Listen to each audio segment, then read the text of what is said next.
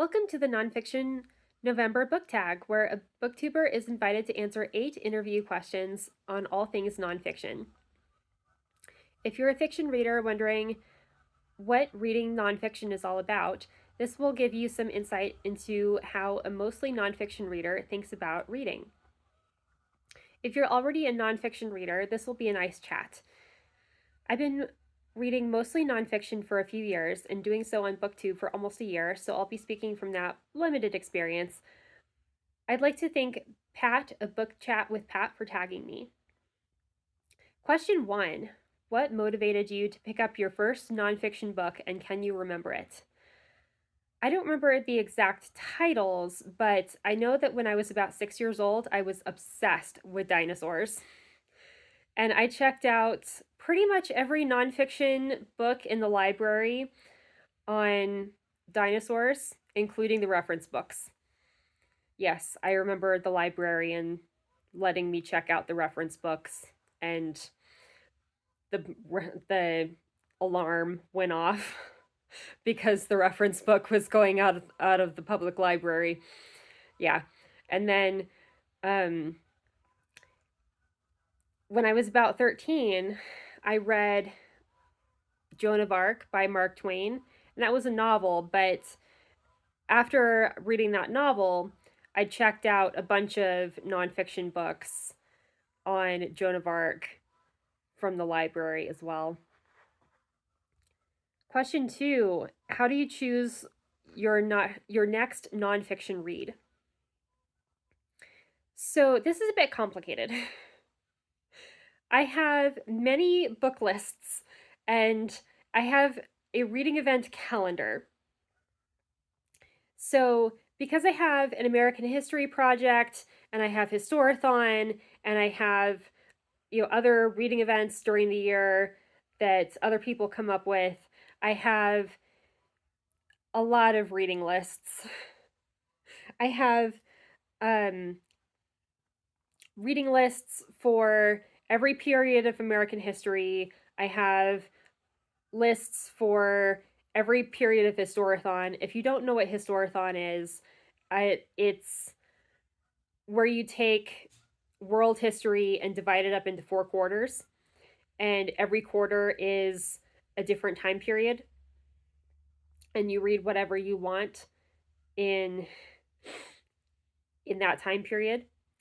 And then I have oftentimes lists for whatever somebody comes up with for their reading event. And so I have lists for those. I also have, besides lists for different time periods of American history and, Black history, Indigenous history, women's history, various other, like, First Lady biographies, other kinds of things like that. I also have a Canadian history list, a British history list, an international history list that's broken down by different countries. I have various fiction lists that are broken, by genre. I have a YA list. I have different children's lists that are broken down by different age groups and different like I have like a children's sports list, and I have like picture books that are broken down by different categories and things like that. So it just depends on what kind of thing I am trying to accomplish, and then within that I'm looking at, okay, what am I trying to accomplish with this month, and what are my time constraints, what are other constraints that I have going on this month, and what can I read for all of the different things that I'm trying to accomplish this month. And do I want to read any of those books that I could read for all of these different events that I have and projects and things that I have going on this month? And are they feasible given time constraints and other things? Are they available through the library? Do I need to buy any of them? If I need to buy any of them, are they high priority? books? Like, are they for a, is this a book for a high priority project? Or does it fit, does it qualify, can it qualify itself for multiple reading events at once? Things like that. Can I fit it into more than one category? It's complicated. I You know what? Before I started BookTube, I was a mood reader. I just went through the library and whatever else, and I didn't have all these lists, and I was just like, I feel like reading this, and then I would. And then I started BookTube, and I thought I was supposed to be all structured and scheduled and responsible and stuff. So then I started trying to do that, and I don't know, it's a little bit less fun, so maybe I should go back to being a mood reader. But I feel like it's nice to have lists just for reference, so that when someone says, this book, blah, blah, blah, I can say, yes, I know this book. I have my own lists so that I can reference that. All right, question 3. Do you take notes or annotate your nonfiction books? I should take more notes. I keep meaning to take more notes on the books I'm reading, and I do take some, usually. I need to finish my notes on the book that I just finished, so that I can write a review on it. But if I annotate a book, it's usually an ebook because I can highlight and comment without ruining a physical copy. Question 4. Have you read a nonfiction book that has challenged your beliefs and assumptions? Yes. The answer is yes. Several, in fact. Excuse me. So, you need to know that I come from a conservative Mormon homeschooling background. And that means that I was partly schooled by others, and I was partly schooled by my lovely self. Teenage me, given her background, did a fairly good job of being semi-self-directed, but I ended up with educational gaps. So,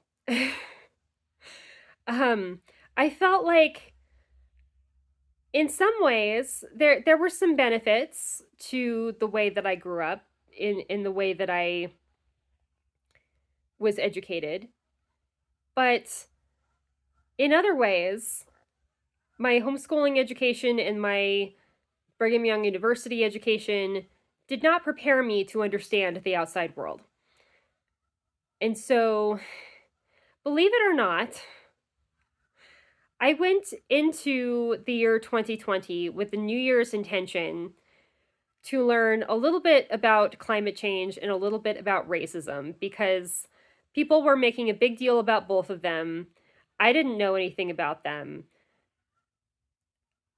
I didn't know anything about science, really. I got through the basic non-major science classes by going to the Science Help Center at the community college before I transferred to BYU. And the lovely gentleman at the Science Help Center was very patient with me. But my homeschooling background meant that we didn't even do science every year.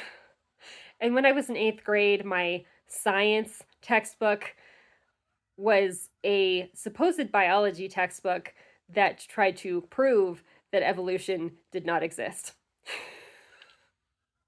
So, yeah. There was that. And then, yeah, I didn't know anything about racism either. So believe it or not, I started 2020 before George Floyd died, thinking people are making a big deal about racism in football, and I don't know anything about racism or football, so I should probably learn at least about racism. I don't really care about football. But yeah, so there was that.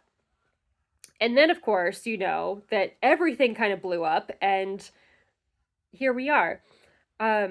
So there were all these book lists being passed around, and one book that wasn't on the book lists, but I just happened upon on YouTube, was They Were Her Property: White Women as Slave Owners in the American South by Stephanie E. Jones Rogers. And it was up for several different kinds of book awards, history awards, things like that.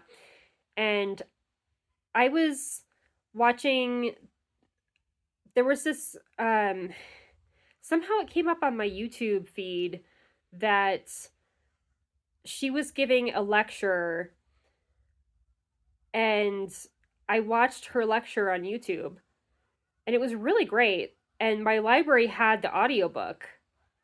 My library usually has the audiobook as opposed to the physical book of various history books. So, anyway, I listened to the audiobook, and it was really, really good.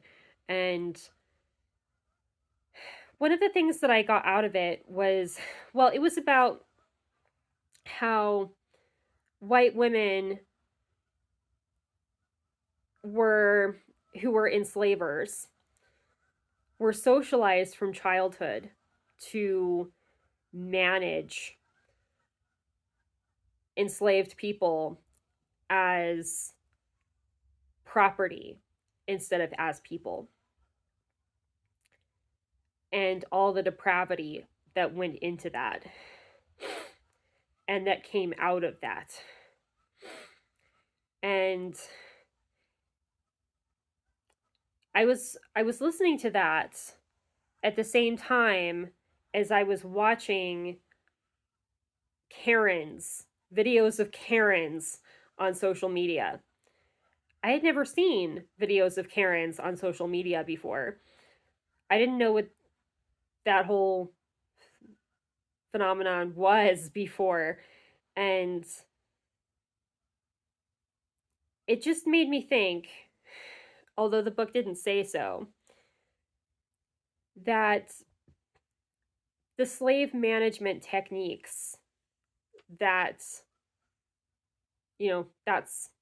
I think that's what the people at the time called them, that white women learned were probably the origins of, that was probably the origin of Karens. The manipulation, the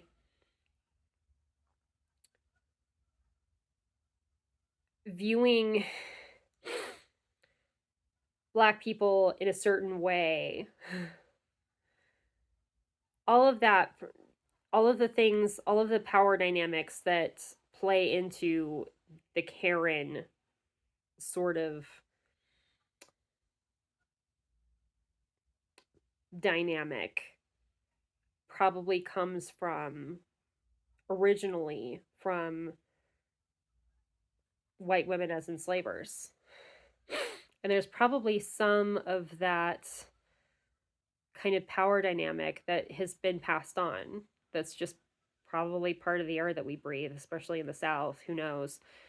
And you're probably thinking, yeah, well, duh. But I just never thought about that before. So I don't know if it challenged my assumption as so much as just built one that wasn't really there before. Yeah. So, question 5. How do you feel about the intersection of storytelling and factual content in nonfiction? Well, I'm not sure if this is going to answer the question in the way that's expected, but I'm going to go out on a limb here. I've been watching these. So when I started my channel, I was kind of impulsive. I just did it. I was thinking that I would never get big, and that was fine. This was going to be a hobby, not a job. So I didn't even know that it was possible to find channels that were dedicated to helping other channels learn how to grow. But somebody recently told me that there are channels like that. and I'm starting to watch them. And one thing that I'm learning from them is that your videos should provide value to viewers. Whatever that value is, it should provide some sort of value. And I think I'm going to try to use that principle and say that in storytelling, whether fiction or nonfiction, readers are looking for value. And given that the nonfiction section of BookTube is much smaller than the fiction section, and that if fiction readers are going to spend time reading any sort of nonfiction, they're going to read most of that nonfiction during Nonfiction November. I think that a lot of readers probably doubt that they can find value in nonfiction, or at least in most nonfiction. So there's kind of a higher barrier, there's a higher hurdle to cross that nonfiction faces when getting readers to think that nonfiction can provide them value before the readers even enter the bookstore. And I'm hearing booktubers over and over again when they describe the value that they get from reading fiction. The value that they cite over and over again are empathy. The benefits that they cite are empathy, compelling characters, and escapism. And I'm going to argue that, at least to a certain extent, similar value can be gained from both fiction and nonfiction. So you already know that you can get those things from fiction, so I'm going to focus on how you can get that from nonfiction. So let's start with empathy and sympathy. When I was a teenager, nobody told me that I could gain empathy from reading fiction. Nobody ever mentioned that, and I didn't figure that out on my own. But they did tell me that I could gain moral character by reading biographies. So that's what I did. And along the way, I think I gained some empathy. I tried to understand people, their circumstances, how they dealt with those circumstances. I tried to understand them and what made people tick by reading biographies. And I think it helped build my empathy to a certain extent. Maybe not in the same way or to the same extent as maybe reading fiction could have, but I think it helped to a certain extent. I think it was better than not reading at all. And I also think that nature writing can help build sympathy for animals and just nature in general. Nature writing is there to help build a sense of connection to the world around you. And then, as for compelling characters, there is kind of a development in history writing that I think is kind of exciting. It's called cast of characters histories. And cast of characters histories is when historians try to write a history through the lives of maybe several individuals. So they might take about 6 individuals and call that their cast of characters.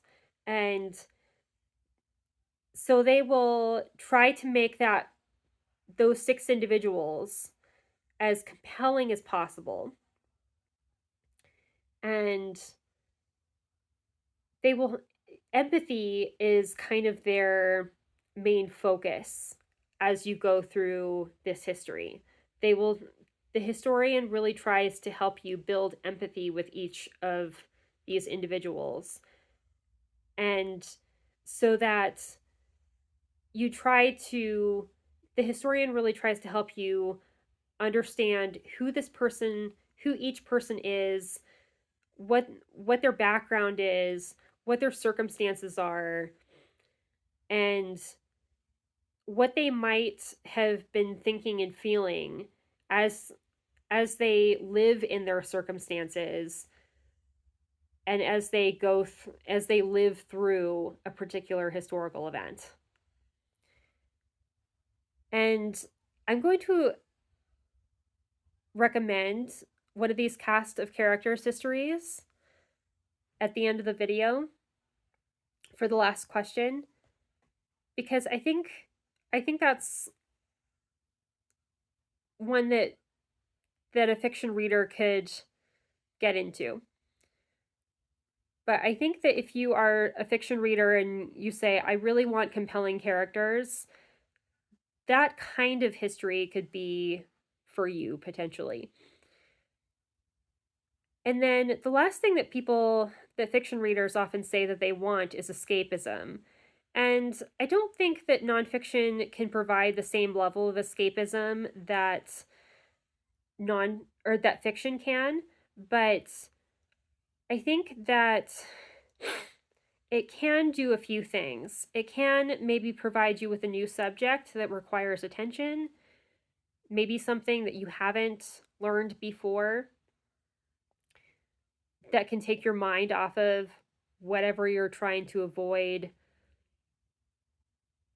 obsessing over or perseverating on. It can also provide you with a different time period, a different place to learn about that. Let's say that you are trying to avoid thinking too much about current political events. You can think about a different time and place with political circumstances that are quite different than our own. But if you are not looking to completely escape, what it can also do is a couple of things. It can provide perspective on what we've been through before and what we haven't. History is said to not exactly repeat, but rhyme. So we don't go through exactly the same thing twice in history, but we'll go through something that has a little bit of elements, an element from this and a little bit of this and a little bit of that event, and things that are similar to various events that have come before. And we can try to think about what we've been through before, how it's been dealt with in the past, how people have gotten through those events in the past. And then as we think about that, in how things have worked out in the past, and think about contingency, the fact that contingency is this idea that we don't know how things are going to work out. We cannot tell the future. No one is truly a fortune teller, not an accurate one. And people in the past were not fortune tellers either. They couldn't travel to the future and see how things were going to work out. But people tried to make things work out as well as they could anyway. What we can do is potentially get a sense of company across time. We can try to work through our feelings about what's going on by trying to imagine what past people would say to us if we could talk to them. We can't talk to them, of course. They're dead. But, We can establish sort of an imagined parasocial relationship with dead people, which is kind of weird, but go with me here. Um, One of my first impulses after the election was to wish that I could talk to women from other time periods and just sit down with them with a cup of tea and or coffee or whatever and just give them a hug and say, you're going through things, we're going through things. What wisdom do you have for us? What wisdom do we have for you? How do we give to each other in this moment? So I think that there that may be kind of an interesting way of maybe not escaping from problems, but working through feelings about our problems. Number 6, is there a topic you wish authors to explore? I'm probably going to get in trouble for this. Before you say, but not everyone is like this. I know, but hear me out. When I was being homeschooled, I went to homeschool conferences and I came across, and also in my homeschool group, I came across some pretty weird people who would say pretty weird things. And I'm not going to get into what all those weird things were, but I came across some fairly extreme religious and political ideologies in the home and private school movement, and also a desire to dismantle the public school system. And I think somebody should look into that. I have tried to interest scholars in looking into this, and I have not been able to get anyone to believe me about what I experienced, let alone actually dive into that. But and it's frustrating not to be believed. But I really think that somebody needs to write a history of extremism in the homeschooling movement, because a I think it has a bearing on the changes that people are trying to make to the public school system now. I think that it's very possible that homeschoolers when I was growing up were guinea pigs for the kinds of changes that people are trying to make to public schools now. 7, do you incorporate insights from nonfiction into your daily life? Nonfiction has taught me that everything has a history. If there is something I don't understand, it's often useful to get a historical perspective on it. Of course, that takes time, and we don't always have time in the moment, but we can slowly come to understand people, problems, and their origins if we try. Choose just one book from your nonfiction collection to highlight. Okay, this is where I'm going to give you that cast of characters book. I'll highlight Revolution Song, A Story of American Freedom by Russell Shorto. This is a cast of characters style popular history. Shorto presents aspects of the American Revolution as seen through the lives of several diverse individuals who are shown as complex in both personalities and circumstances. He really tries to help the reader reconstruct the perspective of each person, marking the difficult choices they faced throughout their lives, and either demonstrating or making educated guesses at their thoughts and feelings at every crossroad. Empathy is a guiding principle in this book. And I won't tag anyone, but if you enjoy this video, you might like my Nonfiction November Possibilities video. If you haven't seen it already, I'll link it in the description. And if you liked this video, please like it. Thank you for watching. Take care.